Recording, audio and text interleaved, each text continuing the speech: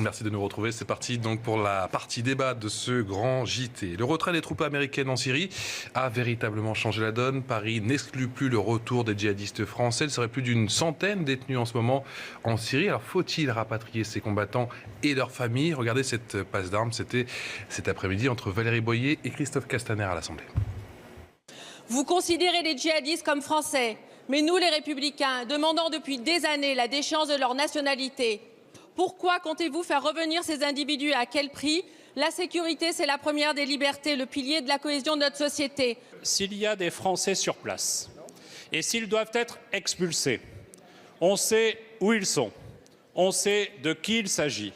Et s'ils posaient le pied en France, ils seraient immédiatement arrêtés et ils seront jugés. Alors, faut-il rapatrier ces djihadistes français? Le débat, c'est avec Valérie Gomez-Bassac. Bonsoir. Bonsoir. Vous êtes députée du Var et porte-parole de La République En Marche à l'Assemblée nationale. Bonsoir, Jean-Alain Capelle. Bonsoir. Merci d'être avec nous. Vice-président du groupe Rassemblement national au Conseil régional Île-de-France et délégué national du Rassemblement national. Sandra Rigol, merci d'être avec nous. Porte-parole Europe Écologie Les Verts et Fabien Di Filippo. Bonsoir. Bonsoir. Député Les Républicains de Moselle. Faut les rapatrier ou pas, ces djihadistes français? Alors, il y a une chose qui est claire, c'est qu'on parle de personnes qui ont commis les pires crimes et les pires atrocités là-bas au Moyen-Orient. Et on veut le dire très clairement, nous les Républicains, une chose est sûre, quand on a pris les armes contre la France, il n'y a aucun retour possible. Donc non seulement il ne faut pas les accueillir, mais je vais même plus loin. Il faut procéder à une déchéance de leur nationalité française, qu'ils soient binationaux, auquel cas ce n'est plus notre problème, ou qu'ils soient simplement français. La non-ratification de certaines conventions internationales nous le permet. Alors j'ai une autre question pour vous, Fabien Di Filippo. Est-ce qu'on peut éviter de les rapatrier? Oui, bien sûr. Comment? Les crimes ont été commis en Syrie, en l'occurrence, pour ceux dont on parle aujourd'hui. Ils doivent être confiés aux autorités kurdes et être jugés sur place avec les conditions locales pour les crimes qu'ils ont commis sur place. Et ce n'est plus le problème de la France. Et si les Kurdes nous disent, écoutez, on a d'autres choses à faire, ce qui va très certainement arriver, non? Je ne pense pas que en tout cas, le régime syrien sur place saura s'en occuper comme il faut. Allez-y. Alors tout d'abord, la question qui se pose est de savoir en effet est-ce qu'ils vont être expulsés ou pas. S'ils ne sont pas expulsés, eh bien qu'ils restent là où ils sont et en effet ça sera le problème des Kurdes. Mais s'ils sont expulsés, il ne faut pas ne pas s'en occuper et dire non, nous on ne les veut pas. Comme l'a dit le ministre de l'Intérieur, il faut avoir des mesures fermes, des mesures. Moi je fais confiance en notre système judiciaire pour les juger. Ils seront arrêtés et ce qu'il faut surtout éviter, c'est toute évasion ou qu'ils soient dans la nature sans qu'on puisse contrôler leurs actions. Mais Valérie Gomez-Bassac, on n'apprend pas le problème aujourd'hui. J'ai l'impression qu'on recule toujours, on refuse de s'occuper de ce problème et qu'on laisse justement aux Kurdes. Et aujourd'hui, pof, on apprend que très certainement, on va les rapatrier. Vous pouvez même Oui, dire bien, que la France c'est toujours la même. La France s'est défaussée sur toute cette période. C'est-à-dire que les Kurdes... Après, c'est compliqué, j'entends. Les Kurdes sur place sont bien seuls, malheureusement, pour lutter et faire front face à Daesh. On préfère soutenir financièrement le régime d'Erdogan plutôt que d'aider les personnes qui luttent pour notre liberté sur ces frontières. Et puis, quelque part, quand on laisse des gens qui ont massacré dans d'autres pays, dans ces pays, c'est que la France elle-même se défausse de sa responsabilité sur ses enfants.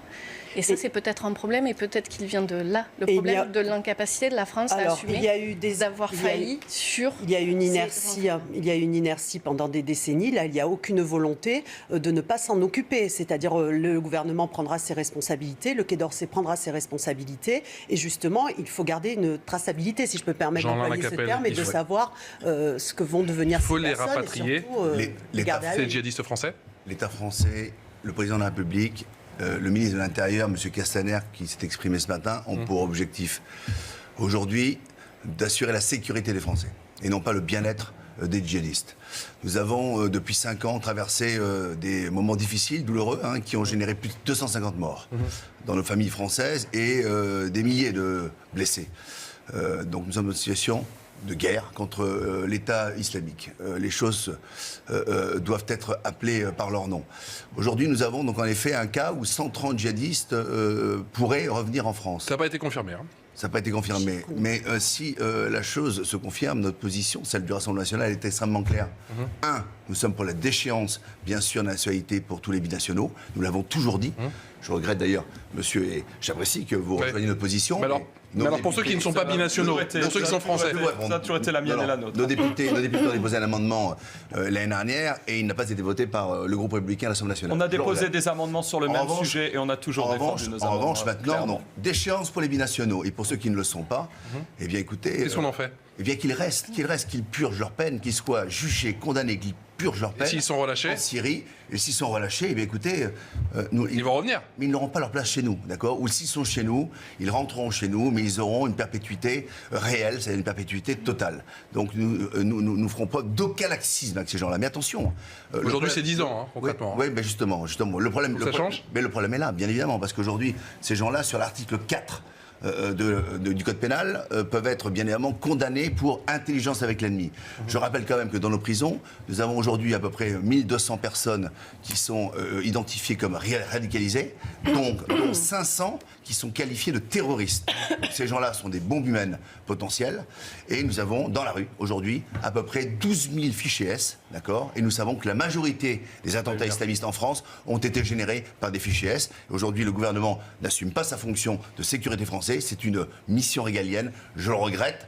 Et je crois que Marine Le Pen, dans ses propositions et dans ses engagements à la présidentielle, avait été extrêmement claire là-dessus. C'est zéro tolérance. Valérie Gomez-Bassac, est-ce que le gouvernement est pris de court sur cette question? Non, je ne pense pas du tout que le gouvernement soit pris de court. Et au contraire, je trouve que le ministre de l'Intérieur assume bien ses responsabilités. Encore une fois, s'ils sont expulsés, il faudra bien les accueillir pour les juger et prendre des mesures fermes. Et je suis tout à fait de cet avis. Il n'y a aucun laxisme. Arrêtons de penser... On n'est pas dans le déni encore aujourd'hui sur cette question? Nous sommes dans un état de droit, nous sommes dans un état des droits de l'homme. Je condamne tous ces actes terroristes comme je pense nous tous autour de cette table. Il n'y a aucune volonté d'être laxiste. Il faut arrêter ça. Bon, maintenant, je suis ravie de voir que le Rassemblement national et le LR se rejoignent sur certains points. Nous sommes plus sévères avec les gilets jaunes. Plus sévères avec les gilets djihadistes. Vous savez que, madame, il y a 350 djihadistes qui sont rejoints dans nos prisons, qui vont être libérés d'ici la fin de l'année. Oui, mais vous remettez en cause. Vous n'allez pas nous inviter les règles de droit qui sont aujourd'hui en vigueur. Je crois qu'on parle d'une quarantaine de personnes cette année. Il faut respecter. 20 l'année prochaine et 20 l'année d'après. Mais c'est 40 de trop. Et il y a 10 000 fichiers, pas 350. et 10 000 fichiers S qui sont aujourd'hui qualifiés d'islamistes. C'est absolument incroyable. Donc vous estimez que des gamins de 15 ans qui ont été plus ou moins... Comment est-ce qu'on dit, dont le cerveau a été plus ou moins lavé par des vendeurs de Coran qui ne respectent absolument pas les textes religieux des musulmans par ailleurs, puisque ce que fait Daesh, ce que font ces groupes terroristes, c'est une insulte pour l'essentiel des musulmans du monde entier. Donc vous estimez que ces gamins... Ces petits gamins qui ont été comme ça, à qui on a inculqué des préceptes faux, n'ont aucune chance de rédemption. Donc votre vision de la vie, c'est que ces enfants-là, les enfants de la France, il faut les sacrifier. C'est une belle vision pour l'avenir. J'espère qu'aucun de vos enfants n'aura jamais un souci et que vous ne traiterez pas comme ça. Vous avez toujours la caricature et vous prenez toujours l'exemple. Vous m'avez jamais parlé que c'est toujours c'est facile. En parlant de caricature, d'ailleurs, parce que vous allez me laisser parler, parce que je vous ai laissé parler tout à l'heure, en parlant de caricature, c'est très caricatural ce qui se passe là, parce qu'en fait, la déchéance de nationalité, on n'en parle que pour un certain type de personnes, à savoir les musulmans. Par contre, quand il y a des Français qui perpètrent, qui font des atrocités ailleurs, quand il y a des Français qui violent des enfants, quand il y a des Français qui tuent ailleurs, on ne parle jamais de déchéance de nationalité. Donc je vous pose la question, pourquoi est-ce que la justice ne serait sévère qu'avec un type de personne, et où s'arrête votre définition de la déchéance? La réponse de Fabien Di Filippo. Je vais juste finir après sur mon propos. Moi, ce que je considère laxiste, c'est quand un pays se défausse de ses responsabilités. Ces gens sont français. Donc la logique, c'est que la France assume le mal qu'elle a fait ailleurs. Ne pas assumer ça, c'est ça le laxisme. C'est se défausser sur d'autres et renoncer à assumer ce que nous avons nous-mêmes produit. Très bien dit, Philippe. Madame, la différence, contrairement aux criminels que vous évoquiez, c'est que ceux dont on parle aujourd'hui, ils ont pris les armes contre la France. À partir du moment où vous avez pris les armes contre votre propre pays, contre ses ressortissants, que vous voulez détruire son mode de vie et tuer ses enfants, eh bien dans ce cas, vous n'êtes plus français. Je vous donne juste 2 raisons supplémentaires de ne pas les accueillir, quoi qu'il arrive, sur notre sol et de laisser leur sort se régler en Syrie. Le premier, c'est que si on regarde ce que nous coûterait 20 ans d'incarcération en centrale par personne, au coût de... Je vous ai laissé parler, madame. Au prix de 200 € par jour d'incarcération dans une centrale, c'est la moyenne sur 20 ans, ça représente 1,5 million d'euros. Est-ce que le contribuable français doit payer 1,5 million d'euros pour prendre en charge ces criminels quand ils reviendront en France? Moi, je ne le veux pas. Deuxième Sinon, raison. vous faites quoi, Fabien Di Filippo? C'est ça, Deuxième la raison, question. je vous ai dit Ouais. qu'ils soient jugés défaussez. là-bas, mais quoi qu'il arrive, On va ils ne les obliger. reviennent pas en France, que ce soit par les Kurdes ou par les Syriens, que leurs questions soient réglées là-bas, puisque les crimes ont été commis là-bas. Ensuite, deuxième chose, je voulais le dire, 260 victimes du terrorisme depuis 2012, 2300, plus de 2300 blessés. David Thompson disait dans son livre « Les revenants » à propos des gens partis faire le djihad là-bas, je cite, « Il est impossible de s'assurer de la sincérité du repentir d'un djihadiste. » Ça veut dire, si on les accueille, vous l'avez dit, madame, un certain nombre d'entre eux sont plutôt jeunes. Un jour, ils vont sortir de prison, se retrouver dans les rues. On n'a aucune garantie qu'ils puissent se réinsérer, bien au contraire. Donc moi, j'insiste vraiment pour dire qu'on ne parle pas de criminels de droit commun, qu'on parle de terroristes dangereux et qu'ils n'ont plus rien à faire en France. Des choses, Avec des Gomez choses- Bossac. Non, je trouve que voilà, tous ces arguments, ces chiffres, etc., c'est bien, c'est bien. C'est la Mais- réalité. Oui, c'est la réalité, mais la réalité est également que nous sommes encore une fois sur une terre des droits de l'homme avec des principes. La déchéance, vous en parliez, certes, ça peut être un outil, mais en tout cas, c'est pas une solution, ça réglera pas le problème. S'ils ont envie de partir, ils partiront quand même. S'ils ont envie de revenir, ils reviendront quand même. Donc, je suis désolée, c'est un faux débat. Pour sera moi, en expulsé. tout cas, c'est un faux débat. Oui, encore faut-il les trouver, hein, parce que c'est bien d'expulser, mais encore faut-il les trouver. Donc là, la priorité est de dire si, et je dis bien si, ils sont expulsés, il ne faut pas les laisser dans la nature. Et je trouve que, encore une fois, le ministre de l'Intérieur a été très clair sur ses propos. Nous avons des règles de droit, nous avons Ils vont être système judiciarisés, il a dit, judiciaire effectivement. qui, Mais voilà, est-ce qui que fonctionne la très justice bien. française va être capable de juger effectivement Mais ces bien sûr, mais je djihadistes? crois- Est-ce qu'il ne va pas y avoir un manque de preuves? C'est une naïveté Non, un coupable. manque bien de évidemment. preuves. Sincèrement, je ne pense pas, surtout en matière de terrorisme. sommes- Et j'ai confiance en l'indépendance des juges et au travail qui est fourni, ne serait-ce encore Mais- une fois que par les spécialistes du Quai d'Orsay qui travaillent sur ces sujets écoutez, depuis des décennies et sur les Je vais me juges. permettre. Je vais me permettre de rebondir. Moi, je n'ai pas confiance aujourd'hui dans notre justice, puisque je vous le dis, il y a quand même 10 000 fichiers S aujourd'hui identifiés islamistes radicaux qui circulent dans nos rues. Et nous avions, nous, préconisé qu'ils soient neutralisés. Donc, soit emprisonnés, d'accord, et je vous le dis, l'article 4 du Code pénal nous le permet pour intelligence avec l'ennemi, soit, à ce moment-là, à résidence surveillée. L'Algérie, elle se pose pas de questions. L'Algérie, elle refuse ces ressortissants qui aujourd'hui sont complices de Daesh. Nous sommes dans une situation difficile. À chaque fois, nous reparlons de ce débat quand il y a un attentat, ou quand il y a une actualité relative, en effet, à l'État islamique. Mais nous sommes très clairs. Nous demandons l'expulsion de tous les étrangers qui sont aujourd'hui, qui ont des activités proches de l'islamisme radical. Nous demandons la fermeture de toutes les mosquées salafistes. Il y en a 130 en France. En Tunisie, après l'attentat de Sousse, les choses ont été très claires. La Tunisie a fermé toutes les mosquées. Et ils ne se sont pas posé de questions. Nous, en France, nous vivons toujours derrière ces droits de l'homme. Et c'est la très mauvaise excuse Mais là, pour vous la voulez- sécurité des vous voulez Français. faire quoi? Fermer toutes les mosquées? Les imams radicaux qui prêchent contre la France, ces gens-là doivent être expulsés quand ils sont étrangers également. Nous ne le faisons pas. Donc aujourd'hui, sur le sujet des 130 djihadistes qui doivent rentrer, les choses sont claires. C'est non. Ils n'ont pas à venir sur notre sol. Soit ils purgent leur peine là-bas, soit ils sont déchus de la déchéance française. Et ça, nous avons le droit de le faire. L'état de droit français dont vous Sandra parlez rigole. a le droit de le faire. Au nom de la sécurité des Français. J'ai entendu beaucoup de choses, mais comparer la France à l'Algérie, ça, j'avoue que ça me coupe Je un parle peu de la droit, chair. madame. Je compare le Que droit. remettre en cause les droits Ne de se pose pas l'homme, de moi questions. aussi, cela, le fait que vous puissiez dire toujours au nom des droits de l'homme, eh bien oui, monsieur, au nom On va des droits de terminer, Sandra l'homme. rigole. Ce qui est intéressant, surtout dans des cas comme ça, puisque c'est quelque chose de très sensible, on parle effectivement de terroristes qui potentiellement peuvent perpétrer des meurtres ou qui en ont déjà perpétré ou perpétré des attentats. Ce qui est intéressant dans des cas comme ça, c'est de voir ce qui se fait ailleurs, de prendre un peu de hauteur. Or, on n'est pas les seuls pays confrontés à ces retours, on n'est pas les seuls pays confrontés à ces terroristes. Et d'ailleurs, ce n'est pas la première fois que la France est confrontée à des actes terroristes, je pense notamment à l'extrême droite. On peut repenser aussi aux heures sombres des années 80-90 à Paris. On a connu ça. On a essayé la toujours déradicalisation, ça n'a pas trouvé marché des par contre. solutions. Oui, mais sauf que là, aujourd'hui, en Allemagne, au Danemark, en Suisse, je crois, il y a des techniques qui sont utilisées, qui sont celles de l'individualisation. Individualisation judiciaire, c'est-à-dire quel traitement, comment est-ce qu'on punit ces personnes, et puis individualisation aussi, quand c'est possible, de la réinsertion.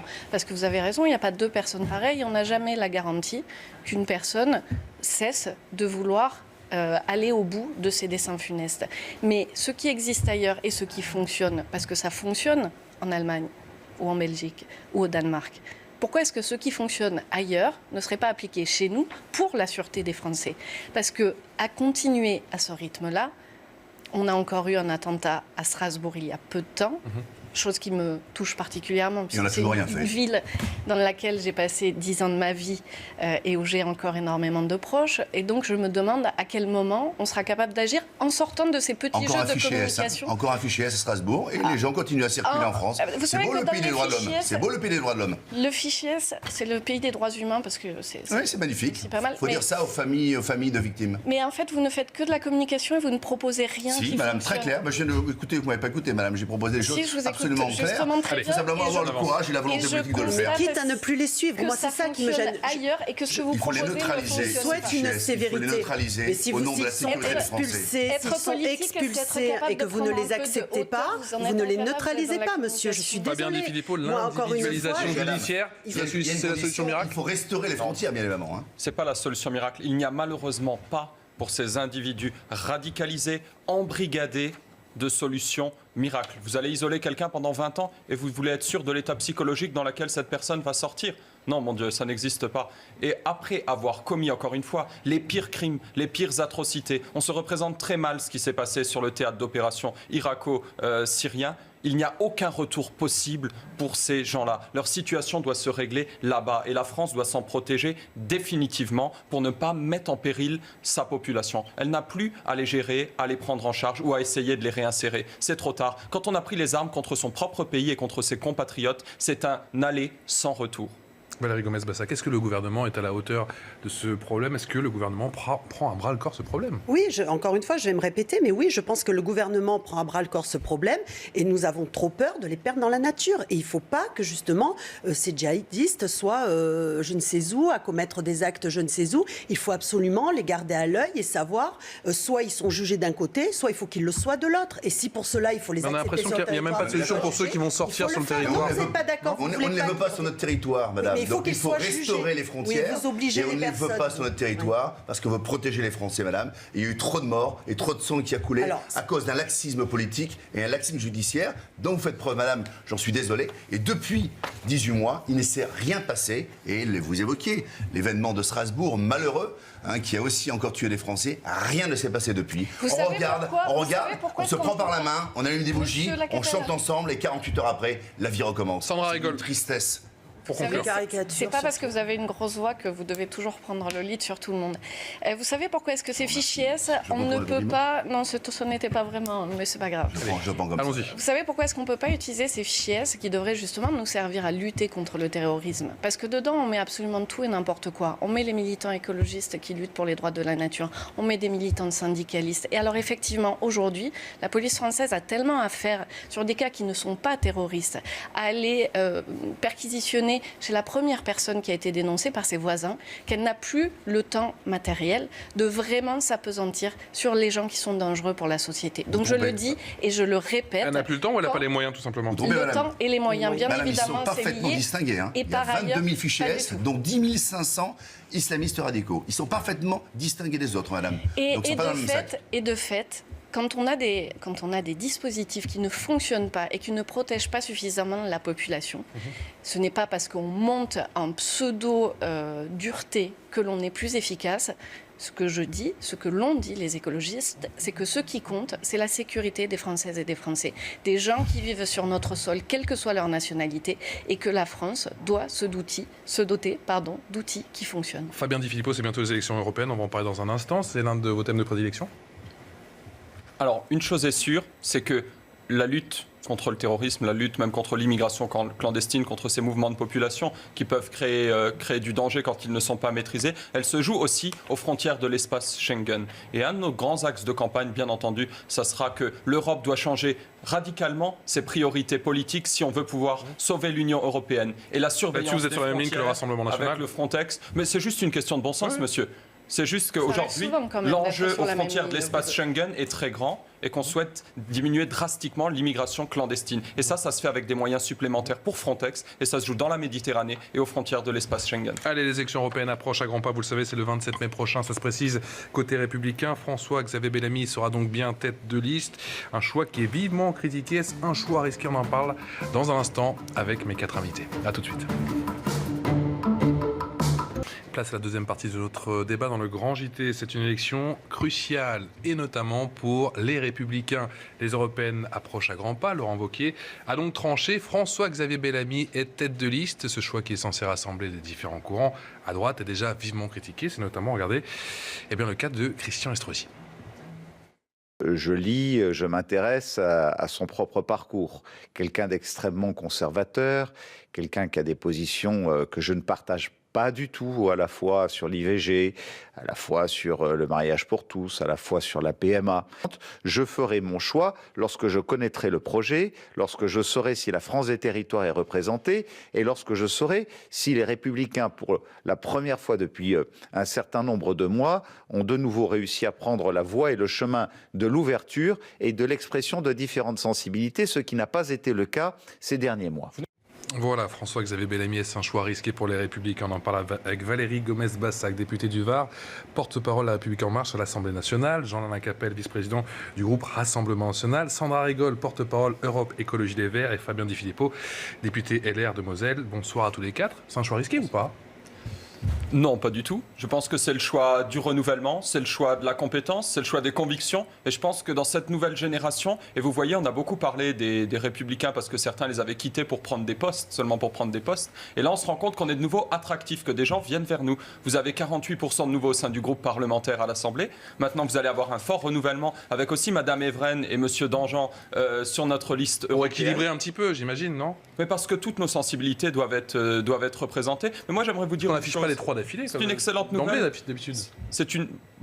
si. Et puis je pense que ça a du sens, parce que chacun porte effectivement une certaine spécificité. Monsieur Danjean, qui est sortant, qui a beaucoup travaillé au Parlement européen. Madame Evren, présidente de la Fédération de Paris, très impliquée dans la politique éducative en Ile-de-France. Et monsieur qui Bellamy, sont beaucoup moins conservateurs. avec sa réflexion intellectuelle. Mais vous savez, c'est un excellent signe pour les Républicains de bonne santé. Que quelqu'un, notamment, que des personnes comme moi, issues d'une droite populaire, des territoires, et que quelqu'un comme lui, d'une droite conservatrice, soit capable de porter ensemble les mêmes valeurs, de ne pas simuler des différences artificielles pour exister, et qu'on porte le même projet, qu'on se batte pour les mêmes combats. C'est quelque chose de très bien. Et c'est peut-être une très belle chose, une très belle aventure qui est en train de faire naître Laurent Wauquiez. Il y a des personnes, y compris dans votre propre camp, qui parlent de choix risqués. Vous les comprenez ou pas? Mais tout est risqué dans ce cas. Mais le choix du renouvellement, c'est toujours risqué. Vous mettez des nouvelles personnes, mais je crois qu'on l'a vu lors des dernières élections, les gens veulent des nouvelles personnalités qui s'engagent et qui portent des convictions. Mais je veux juste dire une chose. On ne baissera plus la tête à droite parce qu'on a des convictions fortes. On va les exprimer, on va les porter et les gens trancheront. Et moi, je suis sûr qu'on aura, je le sais déjà, un très bon projet européen. Protéger nos frontières, protéger nos marchés, protéger notre identité. Ça fait sourire Jean-Alain Capelle, j'ai l'impression. Et tout le monde le portera ensemble. Et c'est ça qui compte. Il y a une enquête OpinionWay qui vient de sortir. Les trois premières préoccupations ou les trois premiers enjeux des Français, c'est la lutte contre l'islamisme, la fiscalité et l'immigration. C'est les trois. C'est sorti le 15 janvier, donc c'est vérifiable. Donc il est évident que il y a marqué les Français... la lutte contre le terrorisme sur votre papier. Oui, si on peut juste faire un gros plan dessus. Bien sûr, mais vous avez bien compris quand même, quand on parle de terrorisme, permettez-moi de vous dire quand même à 100%, quasiment à 100%, il est islamiste, madame, si vous avez une bonne culture française. Il n'y a pas très longtemps, la police française a démantelé toute une... Mais alors sur François-Xavier Bellamy, si vous pouvez me permettre, madame, de terminer mon propos. Qui était proche de vous, si je peux terminer mon propos, qui est très conservateur. Très aimable. En fait, ce qui nous intéresse, c'est pas d'ailleurs les têtes de liste. Ce qui nous intéresse, c'est le projet, bien évidemment. La droite et la gauche sont révolues. Il y a aujourd'hui deux grands pôles. Mais il vous plaît le projet, justement, des Républicains? Emmanuel Macron, le soir du 31 décembre, s'est d'ailleurs engagé dans la campagne européenne, en disant, moi, je conduirai finalement en quelque sorte cette campagne et je serai du côté de l'Union européenne telle qu'elle est aujourd'hui, de la soumission à l'Union européenne, de celle qui ne nous protège pas, ni économiquement, ni humainement avec l'immigration. Nous serons dans l'autre pôle, celui d'une grande Europe des nations. Nous voulons changer l'Union européenne de l'intérieur. Nous voulons retrouver des frontières, réguler l'immigration. Nous voulons également... Vous dites quoi, que les Républicains vont pas assez loin? Mais je ne sais pas. Ce que je sais, c'est que les Républicains, hier, ont voté les quotas pour l'immigration dans nos campagnes. Les Républicains ont voté les traités de libre-échange, comme le CETA, qui pèsent sur la culture française. Les Républicains ont voté la directive de travail attaché, qui pèse sur nos PME et sur les salaires à la baisse. Donc les Républicains ont aujourd'hui peut-être un discours, mais hier, ou alors leurs collègues au Parlement européen font tout le contraire. Nous avons toujours été cohérents, et je crois que c'est nous qui porterons le patriotisme et la défense de nos intérêts, de notre souveraineté dans le cadre de cette campagne européenne. Sandra Rigol, choix risqué ou pas, François-Xavier Bellamy? C'est un choix risqué pour la démocratie en général, oui, pas pour les Républicains. Ouais. Pour les Républicains, c'est plutôt assez cohérent, puisqu'après François Fillon, qui avait déjà opéré un rassemblement avec Sens commun, Pour vous, c'est le retour de la droite Fillon?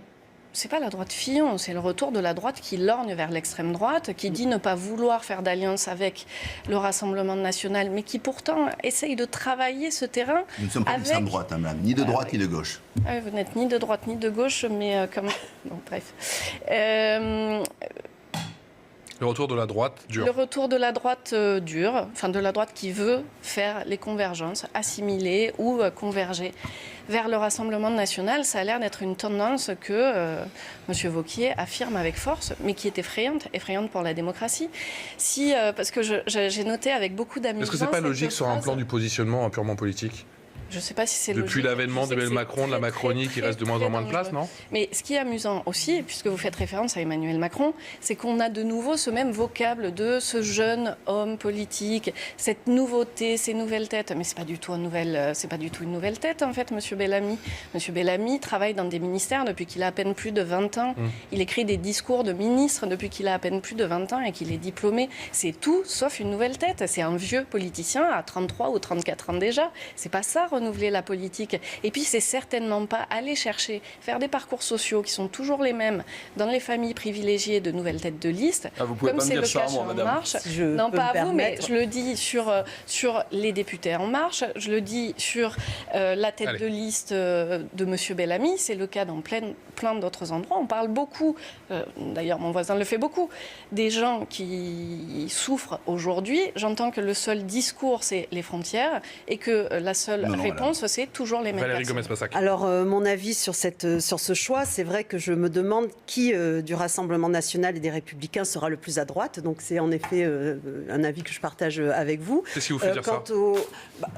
Alors, je suis rarement d'accord avec M. Estrosi, mais là, je suis quand même d'accord. Vous parliez tout à l'heure d'un partage de valeurs communes entre ces trois personnes. Mais bon, il y a quand même des principes forts qui sont contre l'IVG, contre le mariage pour tous, faux. contre tous les droits acquis. Attendez, c'est écrit de partout. Hein, donc, c'est quand même des principes qu'a défendu M. Bellamy bien longtemps. Vous l'avez lu dans vos éléments de langage. Non, très bien. non, vous voyez, C'est alors pour là... ça que c'est la vérité. Non, il est beaucoup en tout cas, moi, je ne viens pas sur le plateau avec mes petites Il est fiches, beaucoup monsieur, plus si on fort. peut jouer à Non, mais ce jeu-là. Je crois qu'il dit que c'est une position personnelle. Non, c'est vraiment une On peut position, dans ce c'est cas, vraiment une pardon. position Il a fait des personnelle. manifestations C'est vraiment une anti-IVG, il faut pose le tout à rappeler. fait. Il y a Il est des contre manifestations. l'acquisition de nouveaux droits des femmes Il y a eu des également. conférences sur ces thèmes également. Sachez quand même qu'avant de venir sur un plateau, je me renseigne, je lis et ça fait partie de ma culture juridique. Je suis comme ça et je fonctionne comme ça. Les éléments de langage, les éléments de langage ne sont pas ma façon de fonctionner. Je n'utilise pas les éléments de langage. Non, c'est pas une marque de fabrique. Mais comme je vous le dis, moi en tout cas, je viens pas avec alors, du papier. Si vous êtes bien informé, vous devriez savoir quand même que le pays est dans une situation catastrophique, que nous sommes le premier pays au monde en termes d'impôts, qu'il y a aujourd'hui des millions de Français qui sont dans la rue. Oui, nous payons des décennies d'inertie quand même. Vous n'allez pas dire qu'en 18 mois, on a mis la France en dessous, monsieur. Vous en subissez des millions, je sais pas. Mais vous avez été élu pour changer les choses. C'est ce que nous sommes en train de faire, monsieur. Mais non, madame, a priori non, puisque sinon il n'y aurait pas la crise que nous sommes en train de traverser. Et madame, si elle était sous-jacente, cette crise, et vous le savez très bien. En Europe, les choses sont en train de se soulever. En Italie, avec M. Salvini. En Hongrie, en Autriche, non, madame. Mais les peuples européens sont en train de bouger. Moi, je peux et vous nous dire voulons que la aujourd'hui jeunesse une grande européenne, révélation auprès de Fabien Roussel-Philippot quand même, parce qu'on parlait de François-Xavier Bellamy. Avec Marine Le Pen. Est-ce qu'on sait aujourd'hui, je vous parlais de Paris risque ou pas, parce que c'est vrai qu'on ne sait pas ce qu'il vaut en termes de leadership politique. Moi, est-ce qu'il va réussir à fédérer? On sait que effectivement le spectre est quand même assez étroit. Je suis frappé de la part de tous nos opposants de manier des slogans comme ça sans savoir exactement ce qu'on met derrière. Personne chez les Républicains, personne sur notre liste des européennes ne s'est prononcé contre l'IVG. Et d'ailleurs, ce ne sera pas le cœur du débat de ces élections européennes. C'est qu'est-ce qu'on fait au niveau des frontières de l'espace Schengen. Nous proposons... D'ailleurs, c'est un peu flou, on ne sait pas trop ce qu'il veut. Positionnons contre tout élargissement de l'Union européenne. Est-ce qu'on va enfin arrêter d'être les naïfs du libre-échange et protéger nos entreprises, nos agriculteurs? Qu'est-ce qu'on va faire concrètement? Et là, on est les seuls à être capables de nous inscrire dans une majorité pour... Donc on se dirige vers le Frexit, un petit peu comme le Rassemblement national? Non, justement, au contraire. Au contraire, d'accord. Ce que je veux vous dire ce soir, c'est qu'entre ce démantèlement de l'Europe prévu par le Rassemblement national avec ses alliés... Là, vous n'êtes vraiment pas d'accord. Et l'eurofédéralisme, je finis juste, et l'eurofédéralisme voulu par Emmanuel Macron avec de nouveaux élargissements, avec toujours plus de ce qui ne marche pas à Bruxelles, et ben entre les deux, il y a une ligne médiane qui est de changer radicalement les priorités de l'Union européenne pour la sauver. Et c'est ce programme-là qu'on va porter, avec ces figures-là, jeunes et nouvelles que vous avez vues, et c'est ça qui va marcher. Je suis obligé de corriger, nous ne sommes pas du tout pour un Frexit, et notre présidente, comme... Je vous avoue, dès que c'est sur l'Europe... Nous avons été extrêmement clairs là-dessus. Le contexte a changé, donc nous ne sommes pas du tout pour sortir de l'Union européenne. Nous pensons qu'aujourd'hui, qu'aujourd'hui, nous pouvons conquérir une majorité au sein de l'Union européenne et qu'aujourd'hui, nous pouvons Toujours avec la même monnaie, toujours avec l'euro majoritaire pour demain structurer cette grande Europe des nations qui sera libre et qui pourra, eh bien, chacune de son côté, vivre sa souveraineté, son indépendance et ne plus être soumise au diktat de Bruxelles. Sandra Rigol, C'est un vrai allez-y, changement. très court, s'il vous plaît. C'est Sandra un vrai Rigol. changement. C'est très intéressant cette notion de cohérence qui consiste un jour à dire Frexit, le lendemain à C'est dire pas on un va jour, faire madame. une autre C'est pas- Europe, c'est pas un et jour. surtout à aller chercher l'argent du contribuable au niveau du Parlement européen en faisant élire des gens pour dire non, on n'en veut pas, mais quand même toucher l'argent. Madame, vous savez, on donne 23 millions, ils nous redonnent 12 millions. Donc aujourd'hui, nous nous préférions souhaitons- ne plus donner au Parlement européen En et retrouver attendant, notre souveraineté à totale. titre personnel, Valérie le mot de la Gomez-Bassac, fin. pour conclure, s'il vous plaît. C'est les Français qui payent, Donc madame. voilà, dans La République En Marche, ce que nous souhaitons, c'est une Europe plus proche du citoyen, une Europe qui prend en compte le quotidien du citoyen, une Europe plus sociale et évidemment une Europe aussi qui puisse à cette échelle-là Élargie. s'occuper des problèmes migratoires et de pouvoir, l'impératif aussi d'avoir une défense au niveau européen et d'avoir surtout cet intérêt commun et cette politique commune en matière On va parler européenne. des élections européennes, c'est le 27 Le mai blabla. prochain. Merci beaucoup à tous les quatre, Valérie Gomez-Bassac, Merci. Jean-Alain Capel, Sandra Rigol et Fabien Di Filippo. Ne bougez surtout Merci. pas, c'est Sonia Mabrouk qui arrive, les voix de l'info.